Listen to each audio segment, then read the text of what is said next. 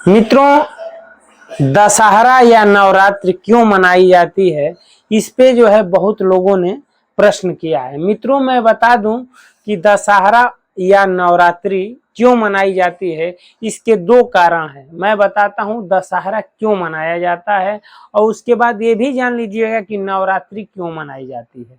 मित्रों, दशहरा मनाने का दो कारण है। पहला कारण मैं बताता हूं। मित्रों, कहा जाता है कि भगवान राम ने रावण का वध किया था, इसलिए जो है दशहरा मनाया जाता है। और ये भी कहा जाता है कि अधर्म पे धर्म की विजय का प्रतीक है दशहरा। बुराई पे अच्छाई की जीत है दशहरा। मित्रों, दशहरा का मेन उद्देश्य 10वें दिन से है। तो मित्रों, रावण और भगवान राम में जो युद्ध हुआ था, तृतीया से चालू हुआ था और जो है 10वीं तिथि, शुक्ल पक्ष की 10वीं तिथि को जो है रावण का वध हुआ था। आप ये कह लेंगे उसी पक्ष में नहीं, लगभग 72 या 87 दिन का अलग अलग पुराणों में इसका वर्णन है। रावण और भगवान राम में युद्ध चला था, उसमें कुछ दिन युद्ध नहीं हुआ था, सारे दिनों की गणना लेकर ये बताया गया है। लेकिन दशहरा यानी 10वें दिन सा, इसका अर्थ ये है कि जिस दिन युद्ध समाप्त हुआ उस दिन 10वीं तिथि थी, इसलिए उसका नाम 10वां यानी दशहरा कहा गया। मित्रों, रावण को भी दशानन कहा जाता था, क्योंकि रावण का 10 सिर था। 10 सिर का मतलब ये था कि 10 सिर नहीं था लाइन से, वह जो है भगवान शिव से वो वर पाया था कि अगर उसका कोई 10 सिर इतना उसके पास दिमाग था और एक मुंडी कट जाने के बाद भी वह 10 दूसरी मुंडी जुड़ जाती, इसलिए उसे दशानन भी कहा जाता था। इसलिए एक जो है 10वीं तिथि को भगवान ने मारा तो वह दशहरा 10 से संबोधित हुआ, दशानन का वध हुआ, इसलिए जो है दशहरा उसको कहा जाता है। मित्रों, दूसरा कारण ये है कि महिषासुर भी बहुत बड़ा अत्याचारी था। वह जो है बहुत बड़ा जो है अधर्मी था। वह जो है अधर्म से जो है राज करता था। इसके लिए जो है देवी ने उसका वध 10वें दिन किया था, यानी 9 दिन युद्ध चला और 10वें दिन जो है जाकर उस आतताई का दुर्गा जी ने वध किया। तो मित्रों, इसलिए जो है 10वीं, इसमें भी जो है 10वीं तिथि का महत्व है, यानी 10वें दिन महिषासुर का भी वध हुआ, इसलिए जो है दशहरा यहाँ भी उसका नाम जुड़ता है। मित्रों, ये तो हुई दशहरे की बात। मित्रों, अब मैं आपको बताता हूं कि नवरात्रि क्यों मनाई जाती है। मित्रों, इसलिए दशहरा और नवरात्रि में मित्रों ज्यादा भेद नहीं है, मैं बता दूं। इसलिए कि 9 दिन युद्ध चला था, 10वें दिन वो मारा गया था।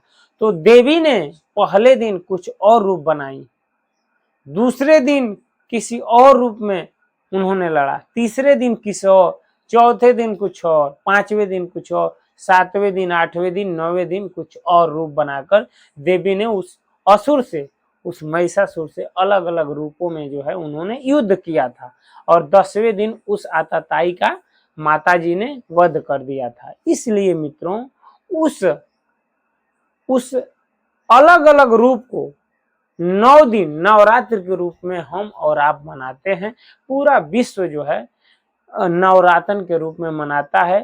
पहले दिन देवी की इस रूप की पूजा करते हैं लोग, दूसरे दिन, तीसरे दिन, चौथे, 5वें, 6वें, 8वें और 9वें दिन यह जो है हर्ष उत्साह से यह पर्व जो है पूरे विश्व में मनाया जाता है।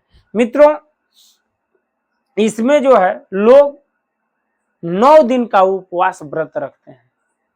निर्जला तो संभव नहीं है, लेकिन इसमें जो है भक्त जो है अन्न को छोड़ देते हैं, फलाहार रह के जलाहार रह के इस व्रत को जो है 9 दिन तक कुछ लोग करते हैं। जिनसे नहीं रहा जाता है वो एक व्रत जो है शुरू वाले दिन रह जाते हैं, यानी प्रथम नवरात्र और और लास्ट में जो है 9वां यानी 9वीं तिथि को जो है रह जाते हैं, यानी प्रथम और लास्ट नवरात्र रह जाते हैं। ऐसे जो है मनाया जाता है। मित्रों, पूरे विश्व में मनाया जाता है, खासकर ये भारत नेपाल में जो है और जो है हर्षो उल्लास के साथ मनाया जाता है। परंपराओं के अनुसार भी आप देखेंगे थोड़ा सा जो है यूपी का कुछ और है, महाराष्ट्र का कुछ और है, जो है बंगाल में कुछ और है, नेपाल में कुछ और है। अलग अलग राज्यों और अलग अलग देशों में भी इसका जो है महत्व इसकी थोड़ा थोड़ा अलग अलग देखने में मिलता है, इसलिए कि यह जो है परंपराएं बनी हुई हैं और इतना अच्छा ये त्योहार है। मित्रों, ऐसी ऐसी झांकियां निकलती हैं, देखने में जो है बहुत ही अद्भुत लगता है। मित्रों, दशहरा हमें ये सीख देता है, उस भगवान राम को याद दिलाता है कि कैसे रावण जैसे आतताई का अधर्मी का भगवान ने उसका मान मर्दन किया था।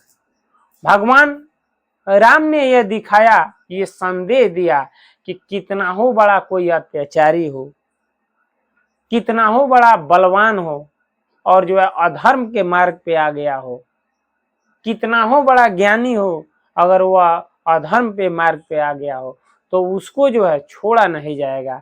यानी इस प्रसंग से ये सीख मिलता है कि अगर कोई कितना हो बड़ा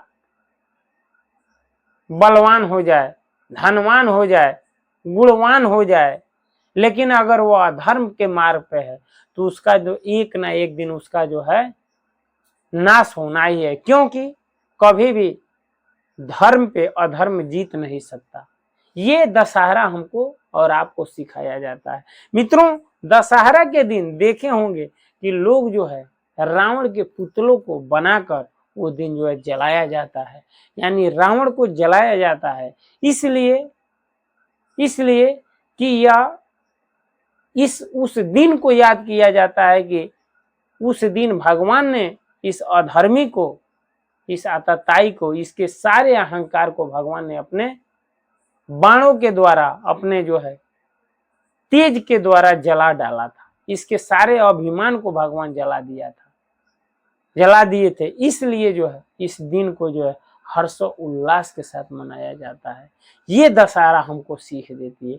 दशहरा हमें ये सिखाता है कि कैसे जो है धर्म के साथ चलना चाहिए और अधर्म का कैसे नाश करना चाहिए, ये दशहरा हमें सिखाता है। दशहरा नाम लेते ही हमें जो है उस परम पुरुष परमेश्वर भगवान श्री रामचंद्र की याद आती है कि भगवान ने कैसी कैसी लीलाएं की। और दूसरे तरफ देखा जाए तो भगवती देवी ने, माता दुर्गा ने कैसे महिषासुर का मान मर्दन किया था। उस अहंकारी का धीरे धीरे माता ने जो है अहंकार तोड़कर उसका 10वें दिन बद्ध कर दिया था। दशहरा हमें ये सिखाता है। मित्रों, आपने ये जो प्रश्न किया था कि नवरात्रि और दशहरा क्यों मनाई जाती है, तो हमने मित्रों आपको बताया, 2 कारण बताया कि दशहरा क्यों मनाया जाता है और या क्यों मनाते हैं, और नवरात्रि के बारे में भी हमने डिटेल से बताया। मित्रों, आपका भी अगर परंपरा कुछ और हो तो इससे मिलता ही जुलता रहेगा। परंपराओं को भी मानना चाहिए, जो अच्छे परंपराएं हों। जो गलत परंपराएं बन गई हैं उसे छोड़ देनी चाहिए और शास्त्र विधि से चलना चाहिए। कोई भी जो है आप व्रत करते हैं या कोई भी पूजा करते हैं, उसमें कहा गया है कि शास्त्र विधि होना चाहिए, क्योंकि भगवान श्री कृष्ण गीता में बताते हैं, हे अर्जुन, जो शास्त्र विधि को त्याग कर मनमाना आचरण करता है उसे ना इस लोक में शांति मिलती है और ना मरने के बाद परलोक में। इसलिए मित्रों, हमें कोई भी त्योहार, कोई भी पूजा पाठ जो है शास्त्र विधि से ही करना चाहिए। और जो परंपराएं अच्छे हैं उन्हें भी चलाना चाहिए, जो अच्छे नहीं हैं उनको नहीं करना चाहिए। अपने बुद्धि विवेक से सोच लेना चाहिए। मित्रों, उम्मीद करता हूं ये वीडियो अच्छा लगा होगा। अच्छा लगा होगा तो कमेंट में जरूर बताइएगा कि आपको क्या अच्छा लगा। आज इस वीडियो में इतना ही, अगले वीडियो में फिर मिलते हैं। तब तक के लिए हरे कृष्णा, राम राम जी, नमस्कार, प्रणाम।